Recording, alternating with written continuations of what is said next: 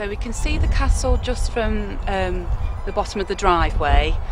That's the quickest way up to the castle, but we're going to go the longer way round, which is a bit muddier, and we're going to talk to you a little bit about the history of the castle. So if you'd just like to follow me this way. This area is what's known as the postern gate, which is basically the back door to the castle. The castle was originally built about 900 years ago by one of William the Conqueror's men called Robert de Tony. He then modelled himself on the town of Stafford and called himself Robert de Stafford. And here you can see we've got lots of trees around us. Years ago they wouldn't have had them there because people can hide behind them, and they would have used the trees to build the castle, which is originally built from wood and earth. And you can quite clearly see there are two earthen ramparts on either side of a kind of roadway that runs in between the trees. This area was your first line of defence towards the castle. You would have two guard houses, a drawbridge over a deep V-shaped ditch which was just down here. But over the years the weather has eroded the soil, and now the ditches down below have been filled in. If you were to approach the castle in the Norman times, you'll be greeted by soldiers who would be behind a palisade fence which was on this mound, these earthen ramparts. And so if you got too close they would just kill you. And they had special shutters to look out of, and when they finish they'll just close the shutters behind them. As we're walking down the pathway which used to be the ditch years ago, the earthen ramparts are still visible, obviously a lot smaller than they used to be. What we're going to do now is walk down where the old ditch used to be and go into what's known as a deserted medieval village.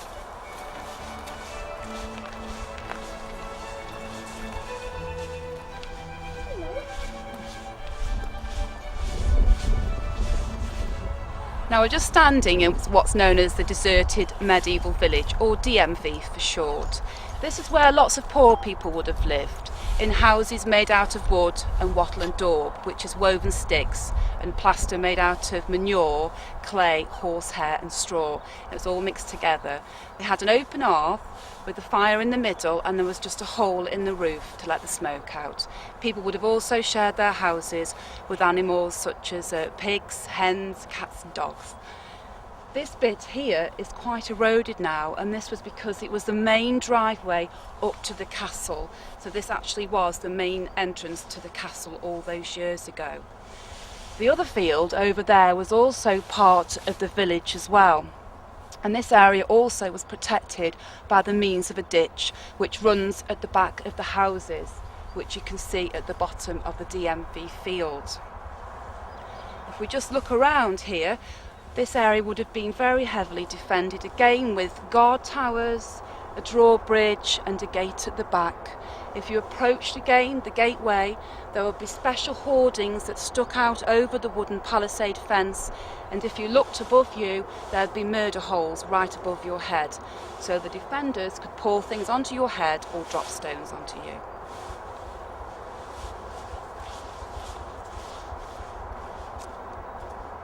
And now we're going to make our way into the outer bailey defences, and from here you can clearly see the castle keep made out of stone, the motte that the keep sits on, and the defences of the inner bailey. People would have been living and working in this area, skilled craftspeople, blacksmiths, silversmiths, butchers, carpenters, bakers, all needed to keep the castle going on a regular basis. As we make our way further towards the castle, we're on a slight incline and we'll stop and look at the inner bailey defences.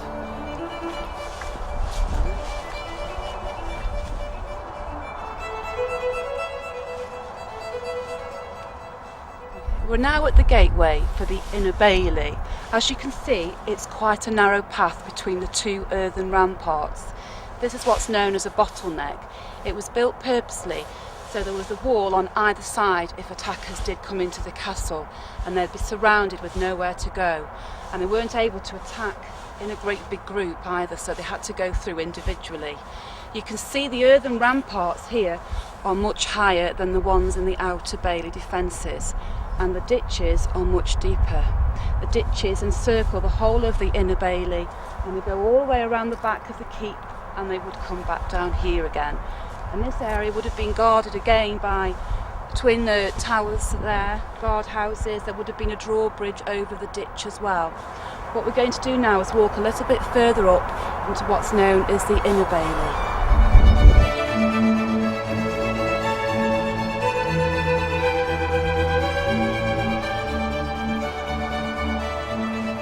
Now standing on top of the motte, and we've just gone past the inner bailey.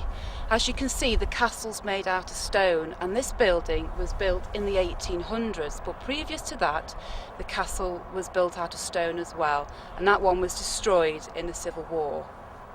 It was originally built by a gentleman named Ralph of Stafford, who was the first Earl of Stafford. What we're going to do now is going to go and have a look inside this building.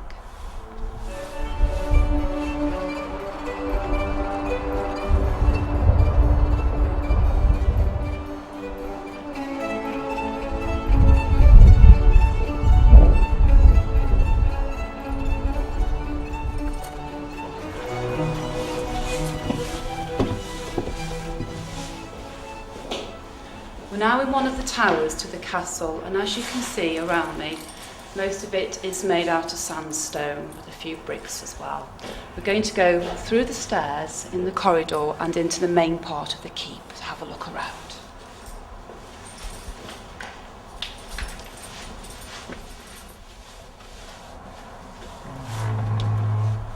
We're now inside the main part of the keep, and this area was actually lived in along with the two towers, which used to be to full height.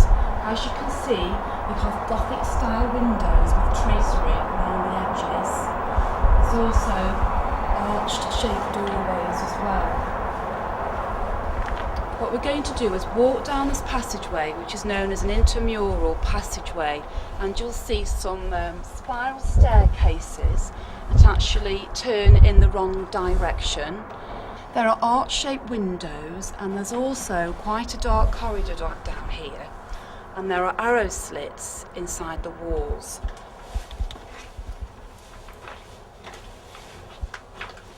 The arrow slits were used by the archers to give them a good view from outside, but a skilled archer can easily put through arrows into the castle, so you have to be very careful. And it's quite a good indication to look at these to see how thick the walls are to the castle. It also lets in light.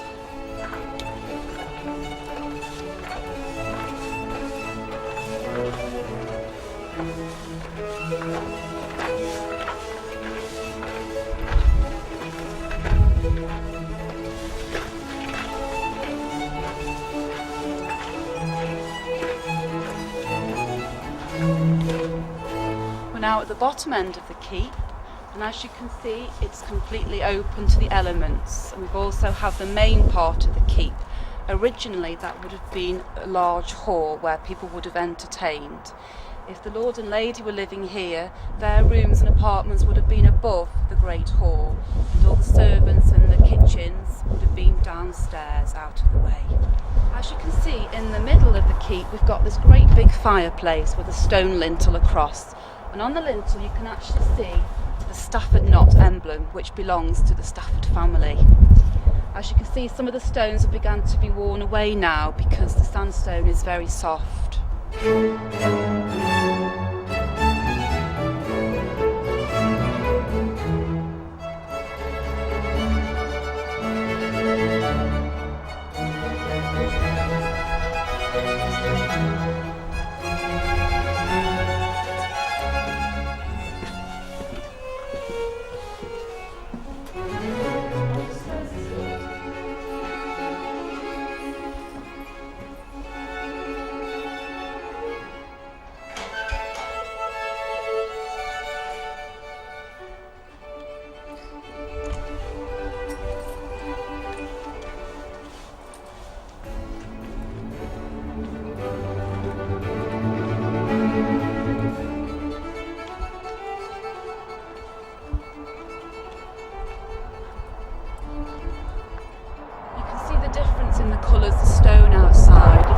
sandstone, which was from the original building that Ralph, the first Earl of Stafford, built, and then the grey sandstone, which is the more modern stone.